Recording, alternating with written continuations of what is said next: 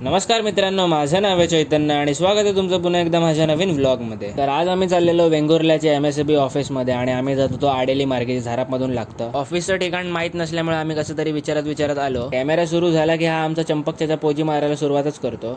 ऑफिसच्या बाहेर एक मस्तपैकी टमटमीत बोका बसलेला आणि मस्त क्यूट सुद्धा होता, म्हणून आम्ही त्याला असं गोंजारत वगैरे होतो आणि तो पण आमच्याकडून मस्तपैकी हात लावून घेत होता, जणू की तो आमच्याच मावशीचा मुलगा आहे. खरं सांगायचं तर मांजरींपेक्षा ना बोके बरे असतात. त्यांना काही करा, चिवळा, हात लावा, ते फक्त लोध्यासारखे पडून असतात, त्यांना काही फरक पडत नाही. बुधवारी आणि घरात नॉनव्हेज न असं होऊच शकत नाही. ऑफिसचं काम आटपून आपण घराकडे जेवायला आलो आणि बघितलं तर मस्तपैकी झणझणीत चिकन सुक्का आणि रस्सा बनवलेला. मिष्टी वाट बघत बसलेली की कधी जेवायला बसतं आणि मला एक फोट टाकतात त्याची. पोटभर जेवलेलो आणि आम्ही सगळे असेच बाहेर बसलेलो आणि मध्येच काकाच्या मनात काय आलं काय माहिती, खूप दिवसापासून त्याची उभी असलेली गाडी आज त्याला स्टार्ट मारायची होती.